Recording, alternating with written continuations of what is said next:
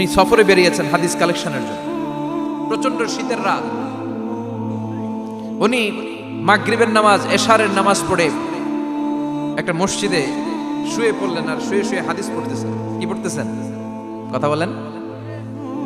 আর মনে মনে ভাবলেন রাতটা মসজিদে কাটায় দিই, ফজরের নামাজ পড়ে আবার বেরোবো।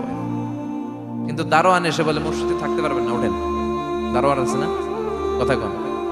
আহমদ ইবনে হাম্বল বললেন আমি শুধু রাতটা থাকতে চাই, আমি তো ফজরেরও মুসল্লি, ফজর নামাজ পড়বো তো এই মসজিদে, আমার থাকতে দাও। দারোয়ান তো দেয় না, কেন?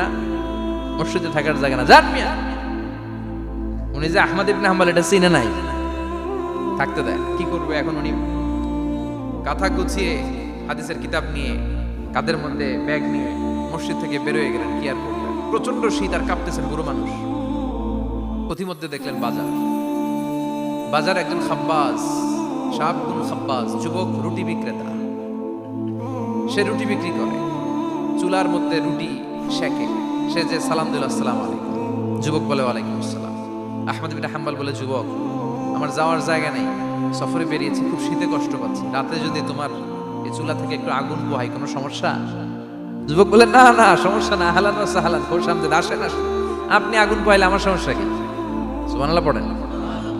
আল্লাহ শুকরিয়া করে উনি বসলেন আর আগুন পোহাচ্ছেন। আর খেয়াল করলেন যুবক রুটি বানায় আর পরে আস্তাগফিরুল্লাহ, রুটির দলা বানায় পরে আস্তাগফিরুল্লাহ, খামির বানায় আর পরে আস্তাগফিরুল্লাহ, রুটি নিয়ে উনুনের ভিতরে চুলার ভিতরে সেকা দেয় আর পরে আস্তাগফিরুল্লাহ, দোকানদারের কাছে কেউ আসলেই সে রুটি দেয় আর পরে আস্তাগফিরুল্লাহ, ক্রেতার কাছ থেকে টাকা নিয়ে ক্যাশ বক্সে রাখে আর কি পড়ে, আবার রুটি বানানো শুরু করে আর কি পড়ে, খালি এটাই পড়তেছে। ইমাম আহমদ ইবনে হাম্বল তো অবাক, কিরে এটা আবার কেমন যুবক, খালি আস্তাগফিরুল্লাহ।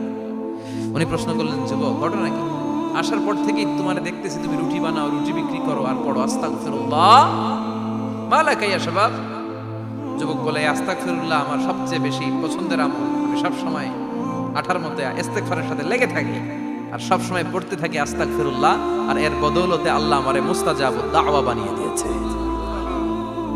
আহমদ ইবনে হাম্বল তো অবাক, আনতা মুস্তাজাবুদ দাওয়া, তুমি মুস্তাজাবুদ দাওয়া রুটিওয়ালা?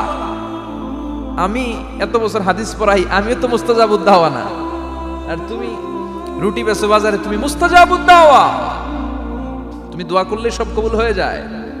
যুবক বলে না আনা মুস্তাজাবুদ দাওয়া, আমি আমার জীবনে যত দোয়া করেছি কবুল করে নিয়েছে কে? সব দোয়া কবুল করে নিয়েছে আল্লাহ, একটা দোয়া ছাড়া। কয়টা? আহমদ ইবনে হাম্বলের কৌতূহল, কিউরিয়াসিটি আরো বেড়ে গেল। কি? সব দোয়া কবুল হয়েছে একটা দোয়া ছাড়া। মাযালিকা দুআ ইয়া শাব, কি সেই দোয়া? যুবক এবার বলতে শুরু করলো আমার জীবনে যে দোয়াটা আল্লাহ কবুল করে নাই সেটা হচ্ছে আমি আল্লাহর কাছে অনেক চেয়েছি, অনেক দোয়া করেছি যে আল্লাহ, শুনেছি এই জামানার সবচেয়ে বড় মুহাদ্দিস, তার নাম নাকি ইমাম আহমদ ইবনে হাম্বল, আল্লাহ তোমার কাছে আমার চাওয়া আমি যেন এই ইমাম আহমদ ইবনে হাম্বলের দেখে মরতে পারি, আমি যেন ইমাম আহমদ ইবনে হাম্বলের হাতে হাত রেখে মুসাফা করতে পারি আর তার কপালে একটা চুমু এঁকে দিতে পারি। আহমদ ইবনে হাম্বল আবেগপ্রবণ হয়ে গেলেন, চোখের পানি ছেড়ে দিলেন, বললেন যুবক তোমার এই দোয়াটাও কবুল হয়ে গিয়েছে। আহমদ ইবনে হাম্বলের দেখা আর সাক্ষাৎ পাওয়ার জন্য আহমদ ইবনে হাম্বলের বাড়িতে তোমার যাওয়ার দরকার নাই, আহমদ ইবনে হাম্বল তোমার দরবারে ছুটে এসেছে। আনা আহমদ ইবনে হাম্বল মুহাদ্দিসুদ দাহর, আমি নিজেই আহমদ ইবনে হাম্বল। যুবক চোখের পানি ছেড়ে দেয়, আহমদ ইবনে হাম্বল চোখের পানি ছেড়ে দেয়। যুবক চিৎকার মেরে ইমাম আহমদ ইবনে হাম্বলকে জড়িয়ে ধরে, হাতে হাত রেখে মুসাফা করে, কপালের মধ্যে চুমু খায় আর আল্লাহর শুকরিয়া করে বলে ও ইমাম, আসলে এই দোয়াটাও আল্লাহ আজকে কবুল করে নিল।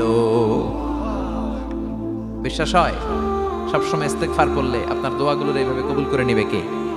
এই পাঁচটা জিনিস পাবেন সবসময় যদি ইস্তেগফারের সাথে লেগে থাকেন। রাজি আছেন তো? এজন্য বিশ্বনবী সব সময় নামাজে সালাম ফিরানোর পরে পড়তেন আস্তাগফিরুল্লাহ। কি পড়তেন? 3 বার পড়তেন আস্তাগফিরুল্লাহ, আস্তাগফিরুল্লাহ, আস্তাগফিরুল্লাহ। পড়তে রাজি আছেন?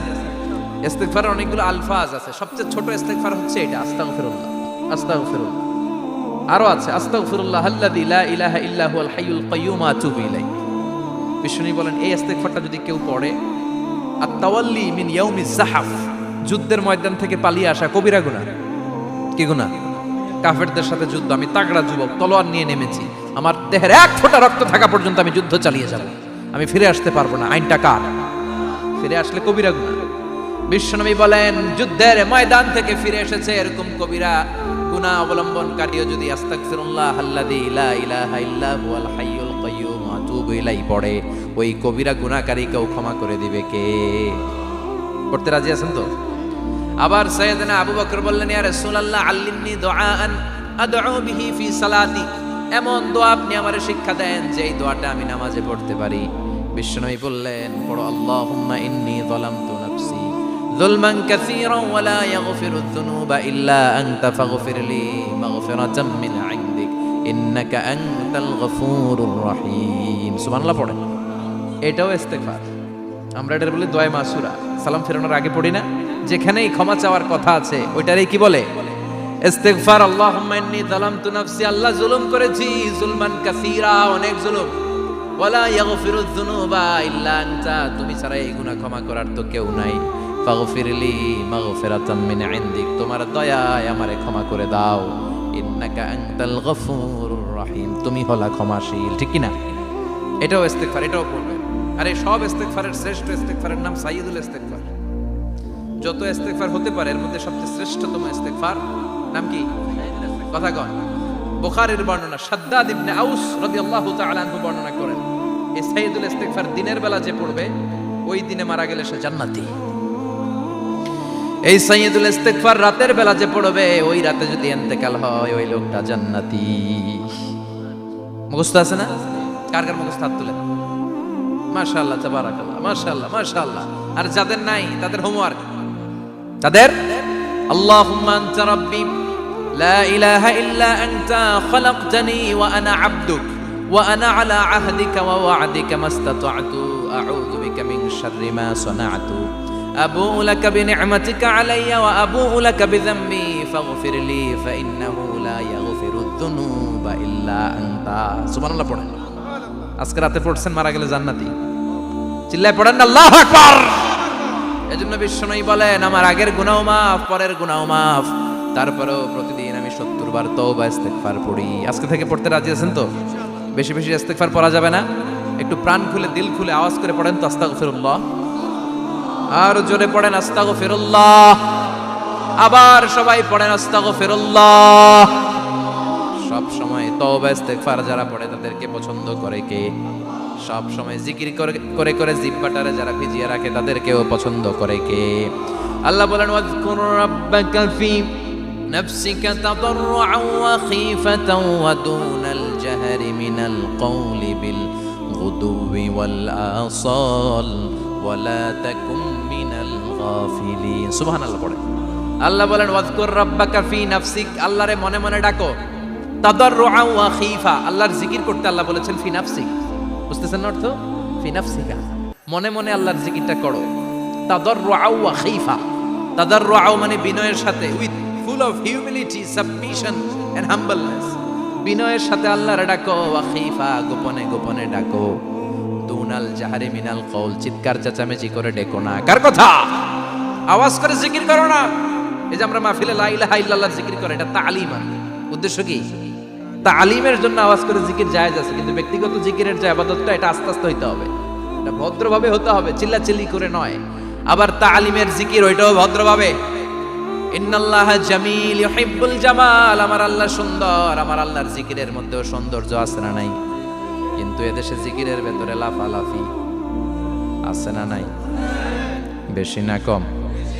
কি বসেন বসেন, হ্যাঁ বসে যান তো, অনেক ধরনের আছে জিকির।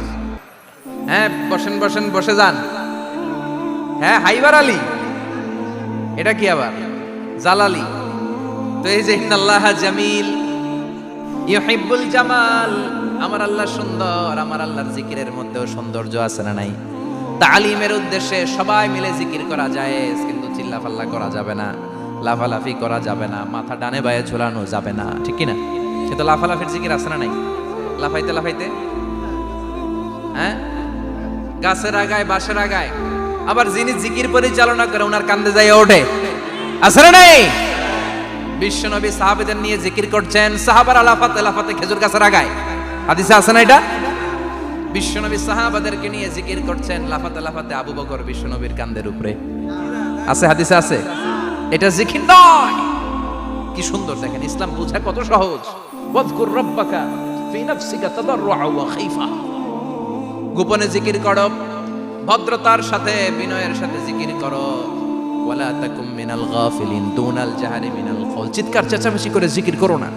যারা চিকফাল দিয়ে হই হই হই হই করে, আছে না? হই হই হই হই হই হইয়ের ভিতরে আল্লাহর নাম আছে। হ্যাঁ, এই যে হুই হাই এই স্টাইলের যে জিকির, এটার ভিতরে আমার আল্লাহর নাম আছে? আল্লাহর নাম যদি না থাকে ওইটা জিকির হবে? কথা বলেন।